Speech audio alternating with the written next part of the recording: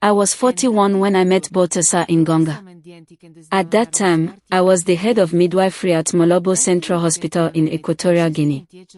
I had delivered more children than I could count, held more women's hands through screaming and bleeding than I ever dreamed I could bear.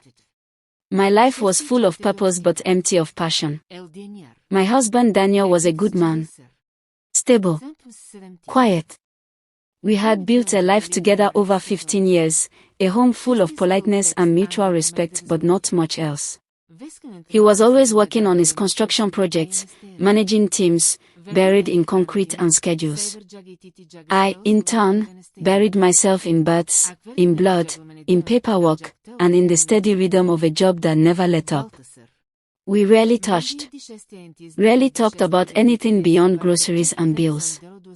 It wasn't painful, just numb. And then came the day Balthasar walked into my hospital. He was there to visit his wife, Mary, who had just given birth to their second child. She'd had a difficult labor, and I'd been there through the whole night, managing her care while the doctors worked on an unexpected complication. She came through it fine, healthy baby, stable vitals. I was reviewing her chart in the morning light when I heard the firm click of polished shoes on the hospital tire. I looked up and everything changed. He wore a tailored navy blue suit, not out of vanity but necessity. There was something magnetic about him, a stillness and weight in his presence. The nurses whispered his name, Balthasar Ingonga, head of the National Financial Investigation Agency. A man with power, influence, a sharp mind and an aura of control that wrapped around him like an invisible cloak. When his eyes met mine, he nodded politely. I returned the gesture, professional and composed. But something in me shifted. Over the next several days, he visited Mary and the baby regularly. We crossed paths often. At first it was casual. A nod, a thank you, a question about Mary's health. Then one day, he stayed behind after one of Mary's feedings. We spoke for nearly 20 minutes, standing outside her room, about healthcare in the country.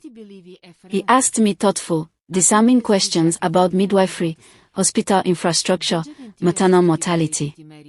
No one ever asked me those things. Especially not a man like him. We began to talk more. I found myself looking for him, listening for the sound of his footsteps. He always dressed impeccably. Always calm. Always watchful. One afternoon, I stayed late to complete a postnatal audit. I went into the small staff kitchenette, and he was there waiting for Mary to finish her checkup. He offered me coffee. We sat in silence for a moment. Then he said, "You must carry so many stories. Do you ever get time for your own?" It was such a simple sentence. But it caught me off guard. My throat tightened. I didn't answer. That was the first moment I felt the pull. A week passed. Mary and the baby were discharged. I expected that to be the end. It wasn't.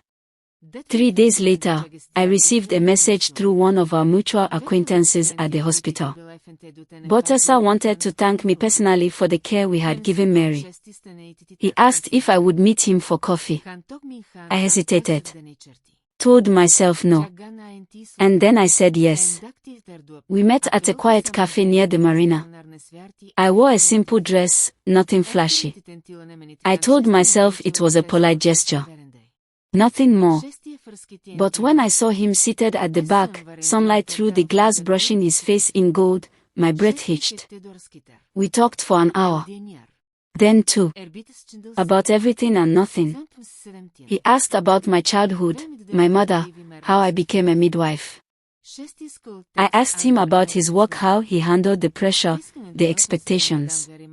He didn't smile often, but when he did, it was like warmth sliding across cold skin. It became a pattern. Secret meetings. Messages sent discreetly. Coffee. Then wine.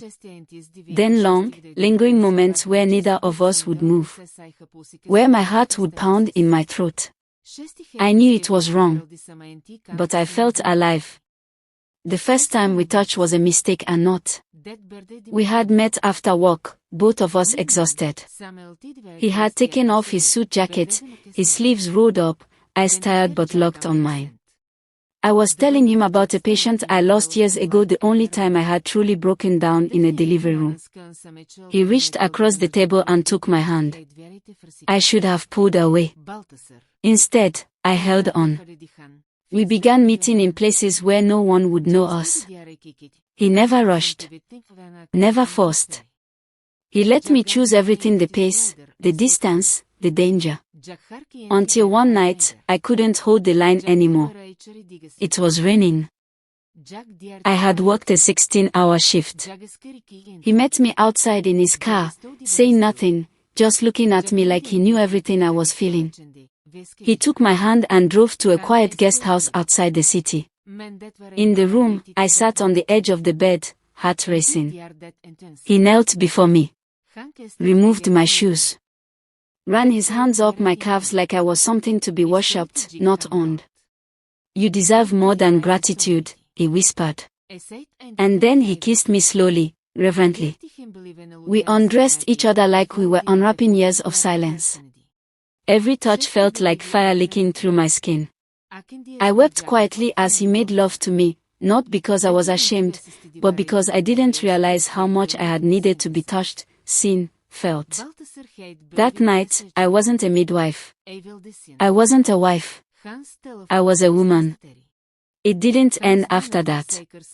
We met for over a year. Stolen hours. Occasional overnight conferences we arranged under false pretenses. Our conversations were as addictive as our bodies. He told me things about the government, about the corruption he hated but couldn't always fight. I told him things I'd never said out loud. About how I used to dream of going abroad. About the child I lost at 21. About how lonely I'd become even while surrounded by life. We were careful, but not careful enough. One afternoon, Daniel asked me where I'd been the night before. My lie was clumsy. He didn't press. But I saw the doubt enter his eyes. I hated the lie. But I couldn't stop. The naming night. Mary had chosen the name Amaya. It meant the end and the beginning, and it was perfect. A soft, beautiful name for a child who had come into the world with stubborn lungs and bright, blinking eyes. I was invited to the naming ceremony, not formally, of course. Not as a guest, but as the senior midwife who had helped bring her safely into the world. A quiet, background figure.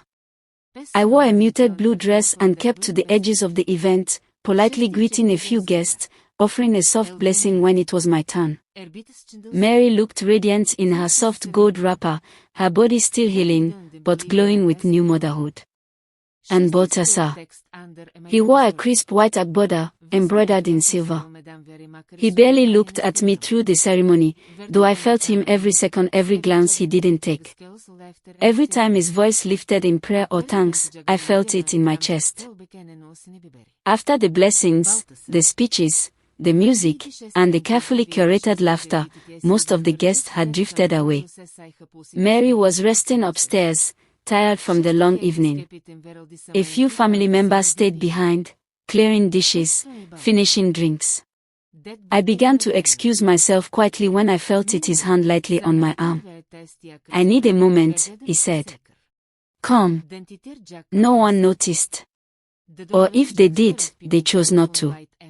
He led me down a corridor, past the edge of the house where the lights dimmed. He opened a side door and pulled me into a room I hadn't seen before: a study, dark wood paneling, a single lamp flickering on a side table. He locked the door behind us. For a second, we just stood there, looking at each other. The music from outside was muffled, just a ghost of rhythm against the silence. "I tried to stay away tonight," he said, his voice low, tight. "I watched you all evening and couldn't breathe." I whispered, "She's your wife." "And you're not mine," he said, taking a step closer, "but you are something I've never been able to name until now." He reached for me, and I didn't stop him. His kiss was urgent. Desperate. The kind of kiss that forgets the rules, the rings, the risks. Clothes didn't come off all at once. It was slow at first. His fingers tracing down the back of my neck. Mine trembling as I unfastened the buttons of his white shirt, carefully folding it away like something sacred. He undressed me as though he had all night, even though we knew we didn't. The desk became our altar. The scent of polished wood and warm skin filled the air. His hands ran down the length of my back, gripping, lifting, pulling me against him with a need that was both worship and hunger. When he slid into me, we both gasped like we had been holding our breath since the day we met. He whispered my name again and again as he moved inside me, slow at first, then with a rhythm that matched the heartbeat in my ears. The tension, the secrecy, the weeks of stolen glances, it all exploded into a night of sweat, teeth, moans muffled into skin, and hands clinging as though the world might end at any second. We moved like people who knew it might never happen again. He lifted me onto the desk, my legs wrapped tight around him. I clutched the edge of the table until my fingers ached. He kissed down my collarbone, whispering things in Fong and Spanish, things I didn't fully understand but felt in my bones. When we climaxed together, shaking, tangled in each other's arms, it was like a dam breaking inside me. I cried, silently, against his chest. He didn't speak. He just held me. One hand at the back of my head. The other tracing circles on my bare thigh. We stayed like that for a while. The soft hum of a lullaby from outside filtered in through the walls. The world hadn't noticed what we had done. But we had. Before I left, he walked me to the door, straightened my dress, kissed the inside of my wrist. You should go, he said, eyes dark with conflict. Before I beg you to stay. I didn't answer. I couldn't. I walked out into the night, heels clicking softly against the tiles, heart louder than ever. That night should have ended in silence. Clean separation. Guilt, maybe. Distance. But it didn't. After I stepped out of the house, my entire body was trembling, not from shame, but from something far more dangerous, longing. The kind that doesn't fade when the door closes. The kind that lingers in your skin, in your bones, in the taste still left on your lips. I walked slowly to my car, heels sinking slightly into the wet gravel of the driveway. The warm evening air was thick, sweetened by distant jasmine and the dying echoes of laughter still spilling faintly from the house. I fumbled for my keys, heart pounding, hands slightly unsteady. I should have driven away. I should have let the engine roar and left it all behind before the consequences caught up. But then, I heard the door open behind me. And I knew it was him. I didn't turn around. He didn't say a word at first. Just walked up behind me, slowly, each footstep deliberate, as if trying to be sure that what had happened inside that house wasn't just some fever dream. When he reached me, I could feel the heat of his body against my back, not touching, but close to close. Are you all right? He asked, voice soft, almost broken. I turned to face him. He looked wrecked. Hair a little undone, the top of his shirt unbuttoned, his lips still flushed. His eyes, usually so cold and composed, were burning. No longer the man who delivered speeches or led investigations. Just a man caught. I nodded slowly.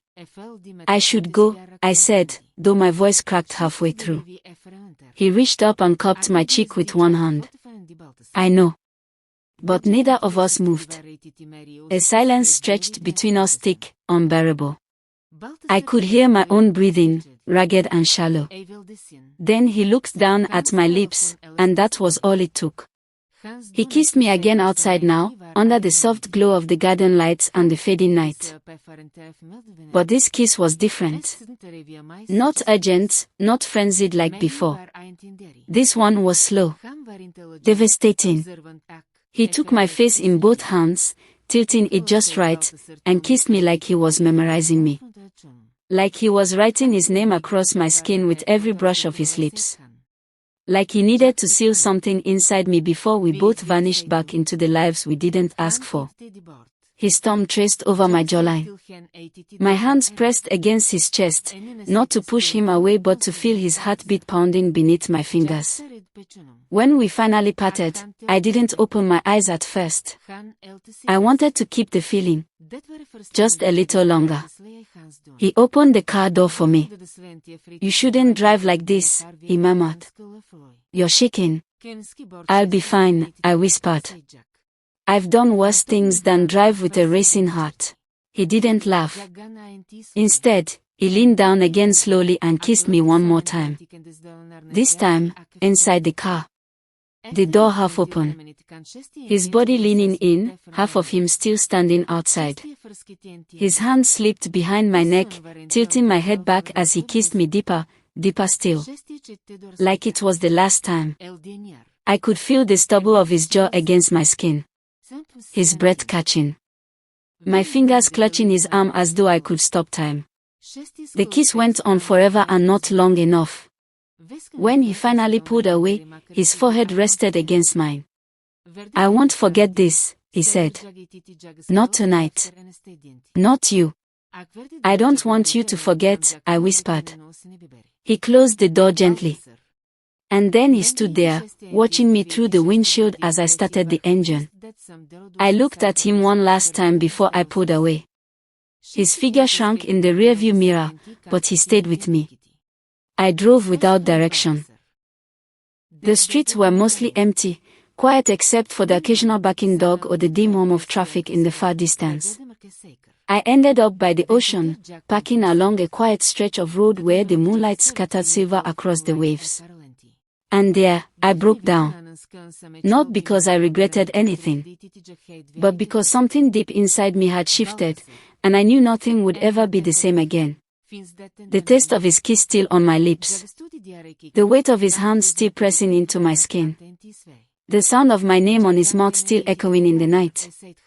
I stayed in the car until dawn, watching the sky slowly change, wondering what came next. And somewhere inside me, I knew this wasn't the end. Just the beginning of a far more dangerous love. The fall didn't happen all at once. No affair ever dies in a single night, not even ours. It's more like slow rot. Silent. Creeping. Starting from somewhere small, invisible. Then one day you look up, and everything that once felt golden is now black and poisoned. After the night of the naming ceremony, we couldn't stay away from each other. We didn't even try. The passion was no longer occasional, it became an obsession. We found excuses. Lies. Work events. Random meetings. Our messages grew riskier. We text under the dinner table. Whisper on phone calls while our spouses slept in the next room. Every time he touched me, I swore I would stop after the next time. And every time I left his arms, I came back even faster. But what we didn't see, what we refused to see, was how the very thing that drew us together was also beginning to destroy us. We had created a world that could not hold its own weight. The cracks. It started with Daniel. My husband, who had always been quiet and reserved, began noticing things. The nights I came home late. The moments I stared at my phone a little too long. The scent of someone else's cologne that lingered on my clothes when I thought I'd been careful. One night, he asked, "Is there someone else?" I stood there in the kitchen, hand frozen on the kettle, unable to answer. "I can feel you sleeping," he said. "I felt it for months. I just wanted to hear you say it." I didn't cry. I didn't scream. I just stood still. "I didn't mean for it to happen," I whispered. He laughed. But it wasn't angry, it was hollow.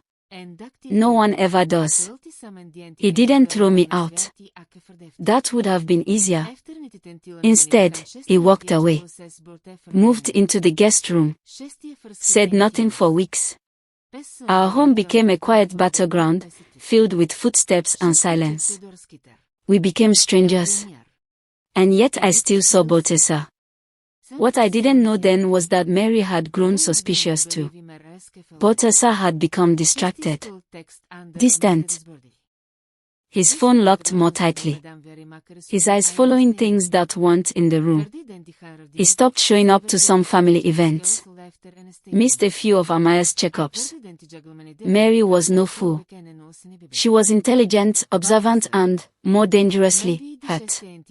One evening, Botessa told me Mary had confronted him. She asked me who I was with last Thursday night, he said. I panicked. What did you say? He looked away. I told her it was work. A stakeout on a corruption lead. I stared at him. And she believed that. She pretended to. It was the first time I saw fear in his eyes. Real fear, not of being caught but of what he would lose. Maybe we should stop for a while, I said.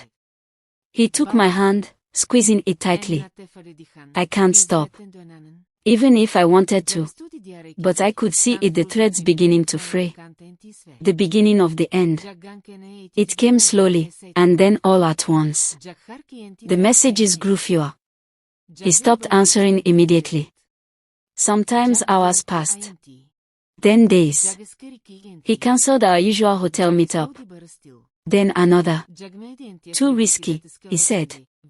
I started to feel like an addict being weaned off something I never wanted to let go of.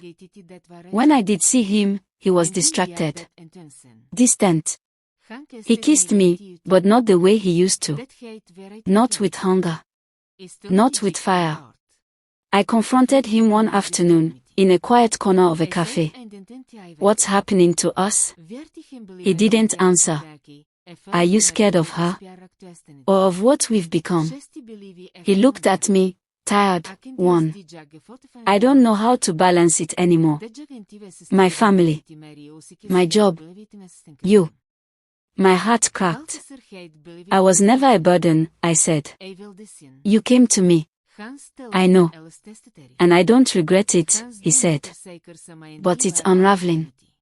Then he said the sentence that cut through me like a knife. Maybe we should stop before it all burns. I nodded. But inside, I was already on fire.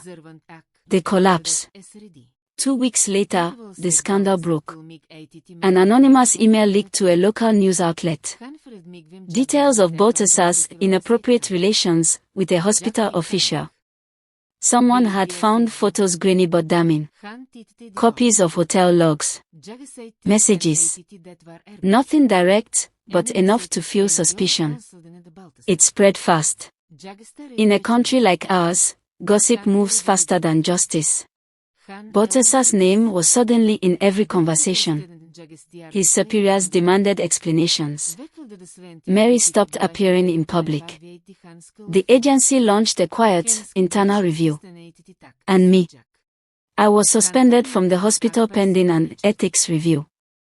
They called it administrative leave. But we all knew what it meant. My name was whispered in hallways. My neighbors looked at me with pity. Or judgment. Daniel handed me divorce papers 3 weeks later. He didn't say anything. He didn't need to. The final goodbye. I met Botessa one last time. It wasn't romantic. It wasn't passionate. We sat in his car, windows up, rain sliding down the glass in sheets. He looked hollow. Like someone who had lost everything except, maybe, himself. I never wanted this to end this way, he said. I never wanted it to end, I whispered. He reached for my hand. I let him hold it, just for a minute. Then I pulled away. I loved you, I said, voice trembling. But I can't carry this anymore. We broke everything. I know, he said, eyes glistening. I'm sorry. We didn't kiss. We didn't cry. We just sat there, listening to the rain. And then I opened the door. Stepped out. Walked away. The aftermath. It's been months since then. I moved to a smaller town. Took a position at a private clinic. The whispers died down eventually, but the ache remains. I see Botasa sometimes on the news, now only a shadow of who he once was. A man trying to rebuild. I don't hate him. But I no longer long for him either. We burned too hot. Too fast. And in the end, there was nothing left but ash.